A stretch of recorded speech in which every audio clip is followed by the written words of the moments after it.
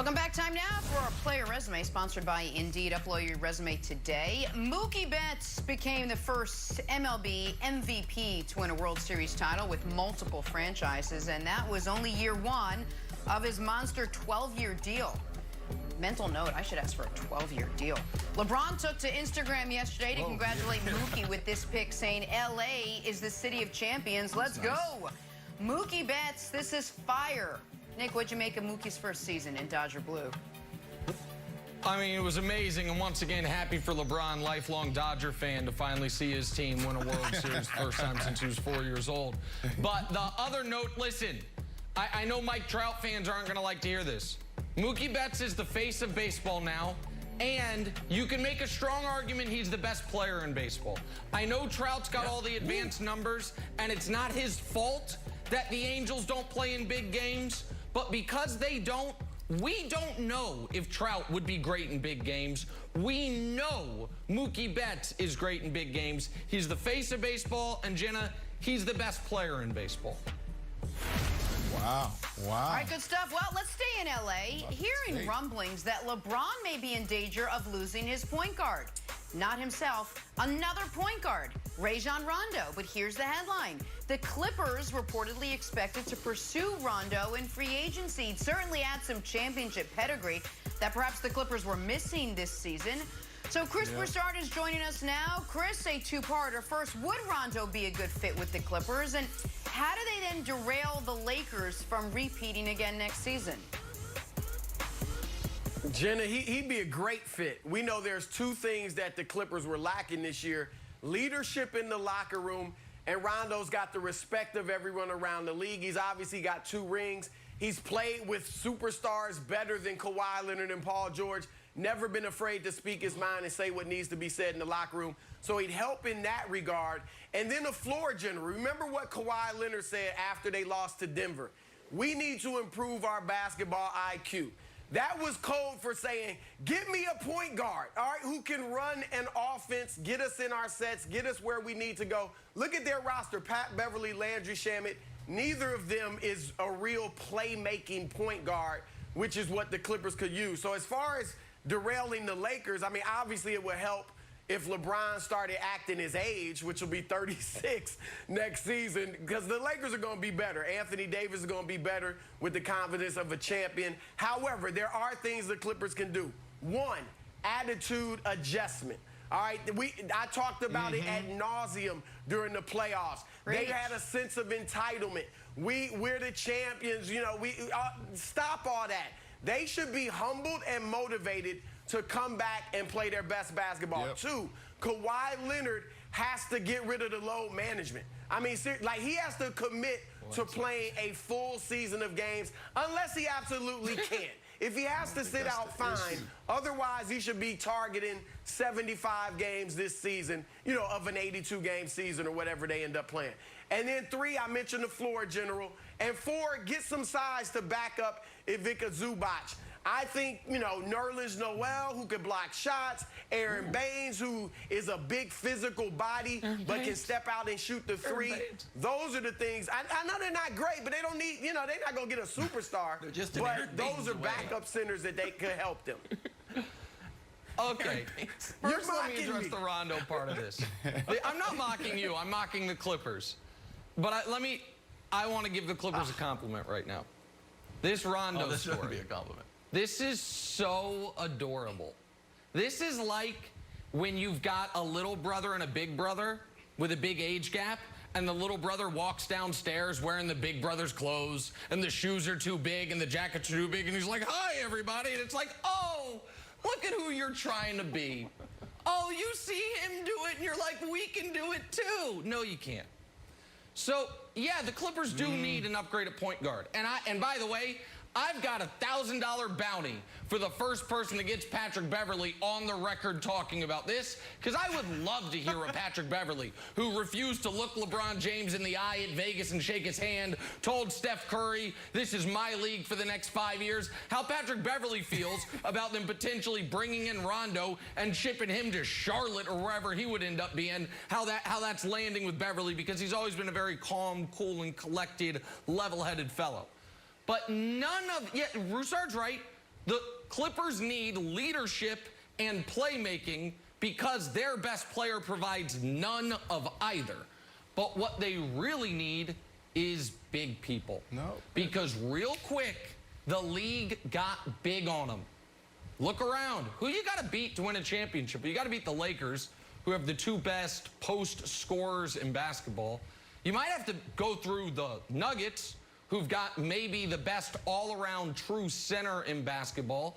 If the Bucks get it together, you're going to have to go through Giannis, who lives at the rim.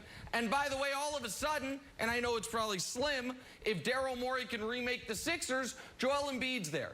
So a team that totally neglected size, Brandon, needs size more than they need anything. And Rondo, as good as he was in the playoffs, ain't giving you size. So yeah, this would be a nice move for them. It would provide some of the gaps that are there because Kawhi's their best guy, but it wouldn't change the math on Lakers Clippers. They got to worry about getting through the Nuggets first. I totally disagree with you, Nick. 100% disagree with you. You got to understand that their problem had nothing to do with on the court. It had everything to do with what Chris laid out. Leadership, number 1, continuity and chemistry in the locker room. And it's not just bringing in Rondo just for leadership. It's his style of leadership. He's the type of guy that will hold people accountable. He's the type of guy that will get in your face. He's Ty Lue. That's who Rondo is, and that's what they need, because you are right. Kawhi's not going to give you that. But you're wrong when you talk about playmaking ability. Please, he's just been Mr. Consistent the last 5 years. So I don't want to hear that. So when you think about the makeup of this team, the thing that derailed them had nothing to do with the court. It had everything to do with the chemistry in the locker room. And I believe it's because of their philosophy and guys not buying in. Kawhi's not going to change. Kawhi is who he is. So this whole thing, Chris, about, well, he needs to drop load management. No, that's who he is. So if that's what they're going to do, if they're going to be a team that says, you know what, load management is something that we're going to embrace. Practice privileges for our star players is something we're going to embrace.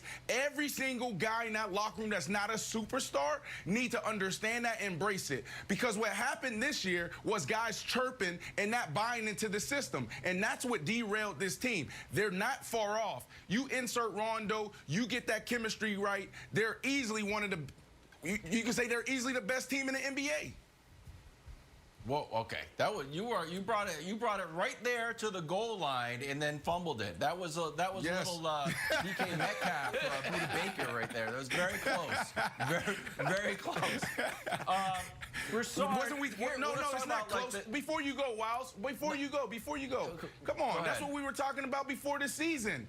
That's what we were saying, that they're the best team in the NBA.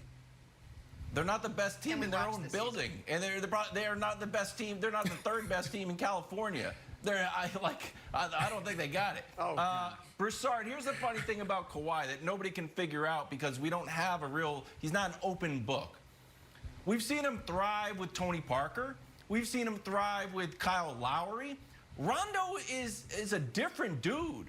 Rondo is a leader, but he doesn't lead like Tony Parker, which was like the whole Spurs organization. Kyle Lowry and Kawhi developed like a real relationship.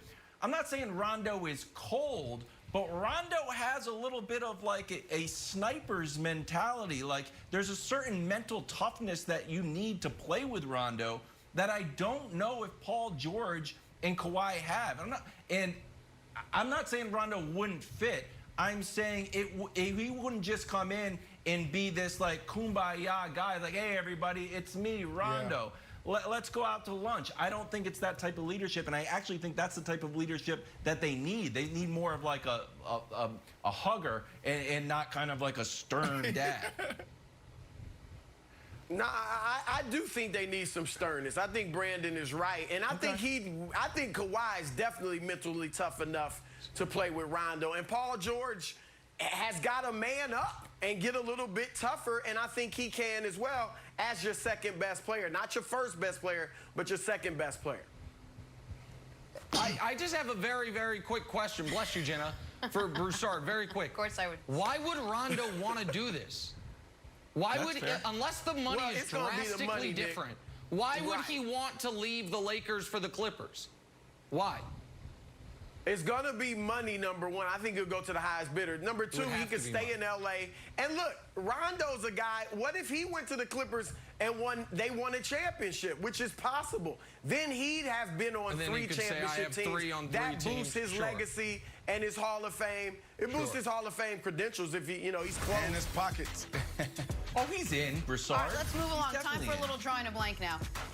Really? The Sixers making a splash yesterday, reportedly nearing a deal with former Rockets GM Daryl Morey to be their president of basketball operations. Is it time for small ball in Philly? Embiid's out there somewhere smirking.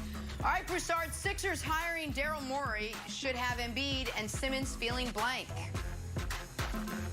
Shaky. I know Daryl's plan is not to come in right away and trade those guys, but he has shown that if it's not working, he will move on from big names. He traded Chris Paul 2 years after giving him this huge contract. So these dudes need to produce, and they should be on edge.